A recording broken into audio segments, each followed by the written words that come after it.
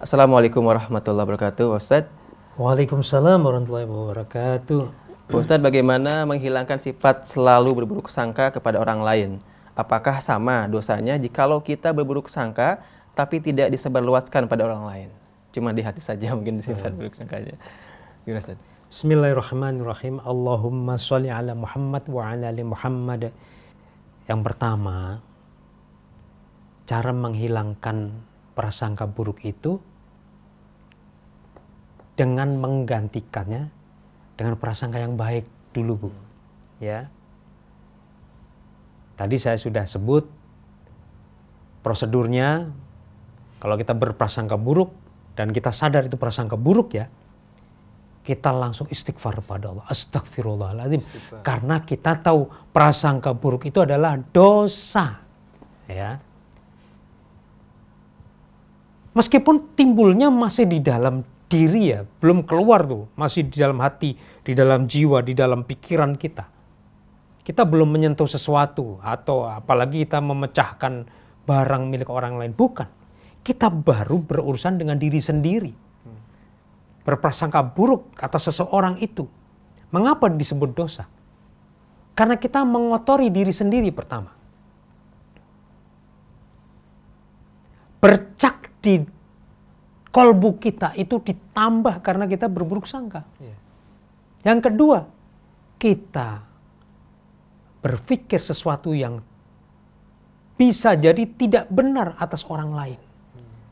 Kita melekatkan sesuatu yang buruk pada orang itu. Padahal orang itu adalah orang yang baik. Jadi tidak boleh. Ya, itu dosa. Maka Ibu Yulia ketika kita sadar bahwa kita berprasangka buruk, pertama adalah istighfar. Astagfirullahaladzim. Banyak istighfar. Astagfirullahaladzim. Ya Allah, astagfirullahaladzim. Yang kedua, jangan lupa. Setan berperan mengipas-ngipas kita. Menambah-nambah supaya kita makin buruk sangka. Makin buruk sangka. Maka saat itu juga kita taus minta perlindungan pada Allah. A'udzubillahi minasyaitonirrajim. Ya. Kemudian kita ganti dengan prasangka baik. Prasangka baik. Tadi kita sudah satu kasus ya. Orang berantri tadi menyerobot kita dalam barisan, ya toh. Kita berprasangka baik. Orang ini mungkin lebih berhak dari saya untuk di awal barisan. Karena apa? Dia mungkin sedang terlambat. Tadi di jalan dia mesti kena macet dan lain-lain ya. Kasihan. Nah ini. Nah, kemudian Bu Yulia, banyaklah kita berpikir tentang kejelekan kita sendiri. Ayo saya bacakan sebuah pesan dari seorang ulama besar, Abu Hatim bin Hibban. Ya. Abu Hatim bin Hibban Al-Busti berkata dalam kitab Raudhah Al-Uqala, orang yang berakal wajib mencari keselamatan buat dirinya dengan meninggalkan perbuatan tajasus atau berprasangka buruk dan mencari-cari kejelekan orang lain. Dan seharusnya ia selalu sibuk memikirkan kejelekan dirinya sendiri. Nah, jadi kita berhenti berprasangka buruk dan cari-cari keburukan orang. Justru kita berpikir supaya kita menemukan kejelekan-kejelekan kita sendiri. Ya, tapi juga tidak boleh berlebihan. Nanti kita jatuhnya self blaming atau menyalahkan diri sendiri atau juga merendahkan diri sendiri, tidak boleh. Ya. Sesungguhnya orang yang sibuk memikirkan kejelekan dirinya sendiri dan melupakan kejelekan orang lain, maka hatinya akan tentram dan tidak akan merasa lelah. Jadi kalau kita selalu berpikir tentang kejelekan ini, aduh Mas Fahri kok sering terlambat ya. Pasti kita bisa menemukan nih, saya sendiri juga sering terlambat. Enggak cuma dia, saya juga lebih parah kalau terlambat ya kan. Mas Fahri kalau terlambat pasti dia cari alasan deh, lihat. Kita juga berpikir, Kita juga kalau terlambat bikin alasan ya kan. Nah ini bagian dari menemukan kejelekan-kejelekan diri kita sendiri ya. Dan kita tidak akan capek. Aduh capek deh mikirin orang lain ya kan. Kenapa kita memikirkan kejelekan diri sendiri? Kita selalu berusaha untuk meninggalkannya, untuk menutup kejelekan-kejelekan itu. Kemudian pesan beliau selanjutnya, setiap kali dia melihat kejelekan yang ada pada dirinya, maka dia akan merasa hina tatkala melihat kejelekan serupa ada pada saudaranya. Dia merasa nggak senang kalau ada, aduh jangan sampai ya Mas Fahri punya kebiasaan terlambat gitu ya. Aku juga nggak enak loh. Gimana caranya bantu dia supaya nggak sering terlambat. Nah ini kan. Nah ikhwan sekalian ini. Kemudian sementara orang yang senantiasa sibuk memperhatikan kejelekan orang lain, mencari-cari keburukan orang lain, dan melupakan kejelekannya sendiri, maka hatinya akan buta. Badannya akan merasa letih selalu dan sulit baginya meninggalkan kejelekan dirinya. Jadi kalau dia lihat sesuatu keburukan di luar sana kan, dia lupa. Kalau bahasa pepatah kita, semut di seberang laut terlihat. Tapi gajah di pelupuk mata tidak kelihatan. Nah ini kan. Nah orang yang seperti itu disarankan meninggalkan melihat keburukan orang lain. Justru kalau lihat orang kita lihat kebaikannya. Kalau ada keburukannya kita temukan, kita juga begitu kok. Ya, kita juga begitu. Kalau nggak ada orang juga kita cenderung seperti itu, ya kan? Nah ini ikhwan sekalian.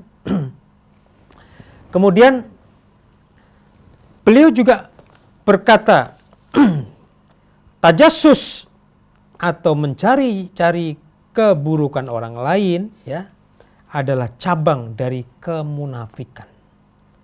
Sebagaimana sebaliknya, persangkaan yang baik merupakan cabang dari keimanan ya. Jadi husnuzon itu adalah bagian dari iman kita. Orang yang berakal akan berprasangka baik kepada saudaranya dan tidak mau membuatnya sedih dan berduka, Masya Allah. Sedangkan orang yang bodoh akan selalu berprasangka buruk kepada saudaranya dan tidak segan-segan berbuat jahat dan membuatnya menderita. Na'udzubillah min dzalik. Jadi di sini dibedakan, orang yang baik itu selalu berprasangka baik kepada saudaranya. Meskipun saudaranya berbuat buruk, selalu dia temukan. Nah, ini seorang sahabat saya, Bapak Dr. Jamaluddin Ancok, mengatakan begini. Ada dua cara memandang sekuntum mawar. Ada orang yang fokus kepada duri-durinya sehingga tidak ingat, melupakan kecantikan mawarnya yang merah itu. Jadi dia tidak mau pegang. Aduh nggak mau nanti aku kena durinya, tanganku terluka. Tapi sebaliknya, ada orang yang terpukau. Di balik duri-duri itu dia menemukan kecantikan sekuntum mawar. Ya, jadi Masya Allah. Kita bisa melihat kemungkinan itu di setiap kesempatan bertemu dengan orang. Temukan kebaikan orang itu di balik keburukan-keburukannya. Bukan sebaliknya. Kita korek-korek. Nah ini kalau pikirannya orang sedang berpolitik praktis, mesti dikorek-korek keburukan orang lain. Ya, wah, mesti bagaimana menghancurkan, menjatuhkan lawan politiknya. Ini yang terjadi. Ya, ini bukan akhlak Islam. Ya, kita berusaha untuk justru menemukan kebaikan-kebaikan dari sesama saudara kita yang beriman. Ya, jadi Bu Yulia, itu ya. Pertanyaan kedua tadi tentang apakah sama dosanya jikalau kita berburuk sangka tapi tidak disebarluaskan pada orang lain? Baik, Ibu, buruk sangka itu sudah dosa. Tidak disebarkan aja sudah dosa. Apalagi disebarkan ya? Apalagi disebarkan. Kalau disebarkan itu betul-betul itu merupakan keburukan orang yang dimaksud, ya, maka itu jatuhnya ghibah. Ghibah itu membicarakan, menggunjing keburukan orang lain, dan itu dosa besar. Dosa besar. Bukan. Jadi belum keluar dari mulut itu dosa. Gitu keluar itu dosa Dosa besar. dosa besar, Masya Allah. Masya Allah. Nah, sebaliknya kalau itu bukan sesuatu yang benar, ya misalnya nih, si fulan dia diomongkan, dia pecandu, padahal dia enggak. Omongan itu yang tidak benar itu bernilai fitnah, dan fitnah itu dosa besar. Ya, maka Masya Allah, ini perbuatan hati dan perbuatan lisan itu harus kita kendalikan betul, ya, karena kita tidak ingin keburukan yang lebih besar itu muncul dari perbuatan hati dan perbuatan lidah tadi, Mas. Ya, jadi Masya Allah, setiap orang mesti ada keburukan, ada aib. Ya, ini bagaimana kita menutup prasangka buruk kita itu dengan prasangka baik, ya. Nah, jadi demikian Bu Yulia, hendaknya prasangka buruk dihilangkan, dibuang, istighfar, ya. Mudah-mudahan Allah menolong Bu Yulia untuk membersihkan hati dan jiwanya dari semua prasangka buruk. Amin Allahumma.